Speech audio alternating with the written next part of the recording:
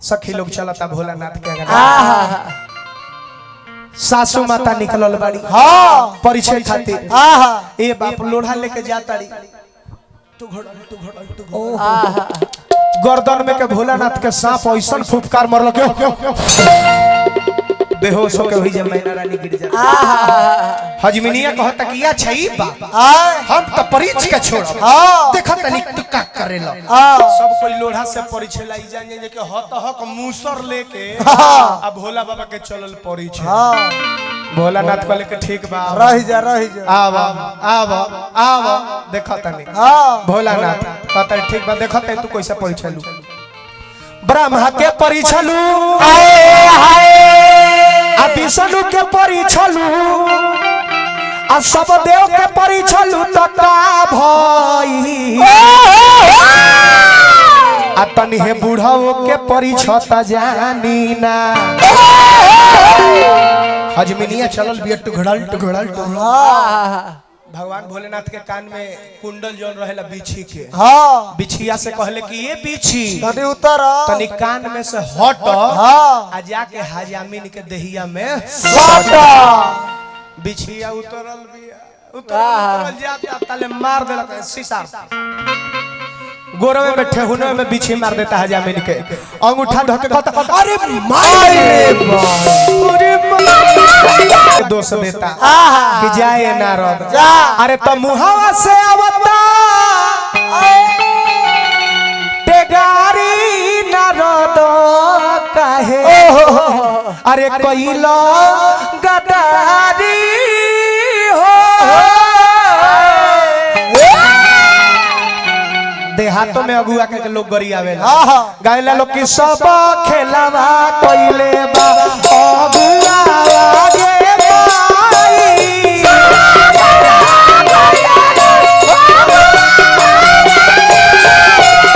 सब खेलावा कइले बा अगुआ आगे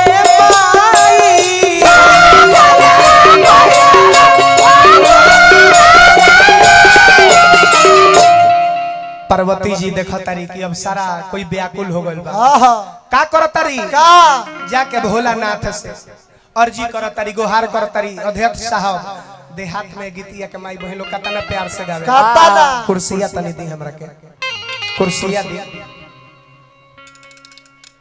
लुका के पार्वती जी आ भोलानाथ के लगे गइल बाड़ी सखी लोग आवेला कैसे अरे काला साके ओते बोलेली गौड़ा देई स्वामी जी से आराजी हमारी से आराजी हमारा है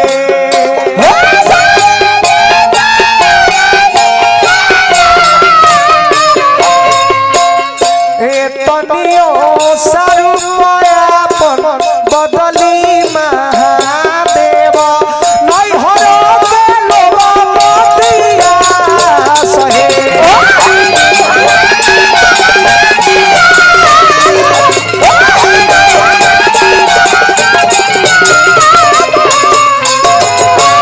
पार्वती जी जब गुहार कैली भोलानाथ से भोलानाथ आतना सुंदर राजकुमार के रूप में आ गइल बाड़े राजकुमार के रूप में आके आज जब बैठल बाड़े चौका पर माड़ो में हेलल बाड़े सब कोई देख के कहता रे बाप रे आतना सुंदर लइका पार्वती खोजले बाड़ी अरे धन हो रे दुल्हा धन हो अब हमनी के देहात में दुल्हा के मारो में बोलावल जाला धोती पहनावल जाला भावर घुमावल जाला सखी लोग आवेला कैसे धोती पहनाए दुल्हा धोती पहना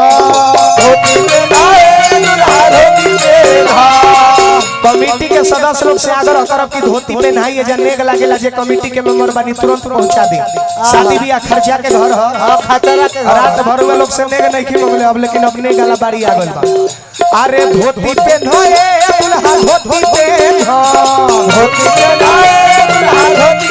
आ तो हाथा बाबा जजबा तू धोती पहना तो हर बाबा जजबा तू धोती पहना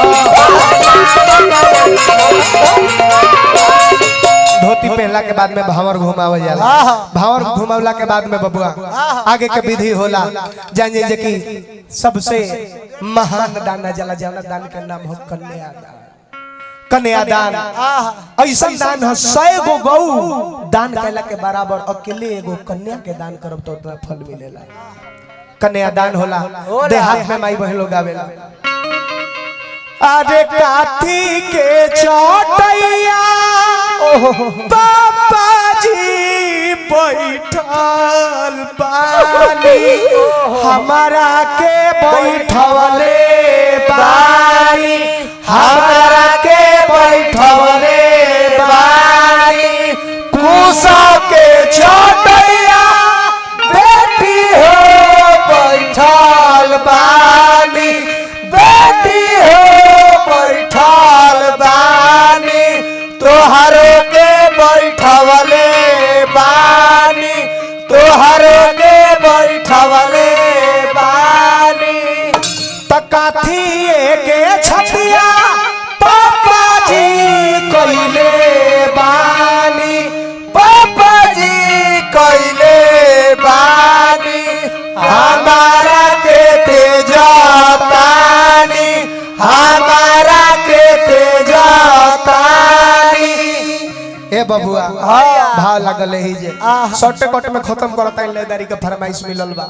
बेटी रोआ तारी कहेली सरंगी ले लो, का करता रहो भइले, निकालो जल्दी भड़क से। कहां धो देले बड़े दादा हम जंघिया बैठबला ए पापा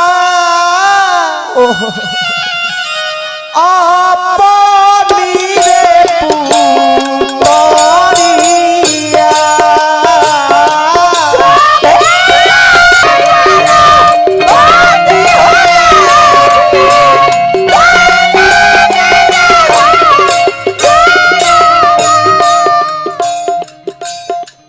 पापा जी कहता है का बेटी ई दुनिया के रीत है, कोनो जरूरी नहीं कि हम तोहरे साथे करता नहीं। हर बाप के फर्ज होला कि अपना बेटी के जांग पर बैठा के कन्यादान कर।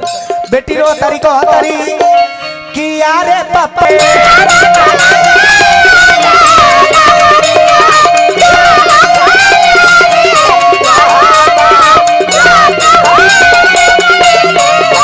बाबूजी को हतारे कि यारे बेटी कैलाश नगरिया जुड़वा खेलोनी तो तोहरा के हार गईली है।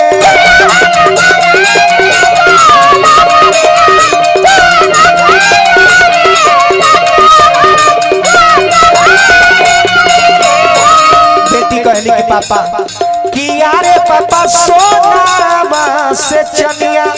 अध्यक्ष साहब बोला तारे रात भर ध्यान एक बदलेदारी गा देता नहीं, कोनो टेंशन नहीं।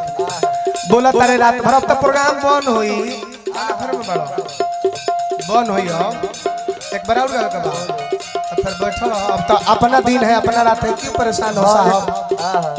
टेंशन लेना के काम नहीं। लोग के बाउर लागत हुई तो अभी हम बंद कर दे। देखिए सॉरी कमिटी के बनी नुडवा स्वागत करते हैं। कमिटी के रुआ ना रहती नु तो एगो बात कहती हूं, लेकिन कि अरे बेटी कैलाश नगरिया रात भर बोल रहा डार कुदल श्रद्धा लागल बा कि एह आवाज में तू हमरा के गाना सुन। एह टाइप के गाना, एह टाइप के गाना, एह टाइप के बजवा के झाल है जगह बजता, ढोलक बजता, बेंजू जगह बजता। हम नाच के जवाब थोड़े मांगते हैं तारा से। जीवन भर नाचो, जीवन भर नाचो। कलाकार हो, गायकी के जवाब कलाकार नु बनी रे पगला हो। हां कि अरे बेटी कैलाश नगरिया जुआ खेलोनी तो तोहरा के हार गईली है।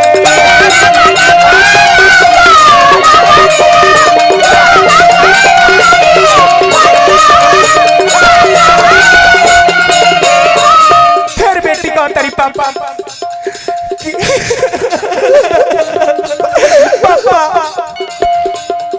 कि अरे पापा सोनामा से चनिया, कि अरे पापा गईया बछरुआ कहे ना हरनी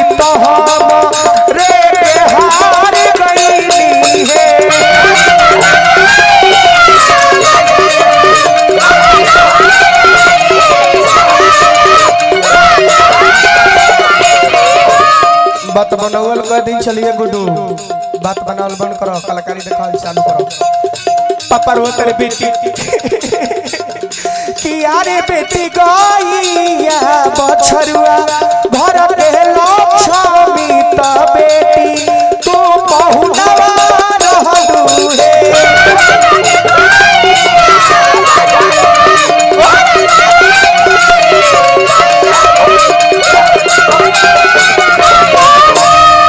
एकरा बाद में सिंदूरदान होला सिंदूरदान के बाद बबुआ लावा मेरा हो जाला दुल्हा के ले जा जाला कोहबर में कोहबर के बाद में बेटी के विदाई होला प्रसंग के ही जा समापन करनी जा प्रेम से बोली सियापति रामचंद्र की जय महादेव की जय अब रुआ लोग के लयदारी के दुनिया में ले चलता नहीं लयदारी सुना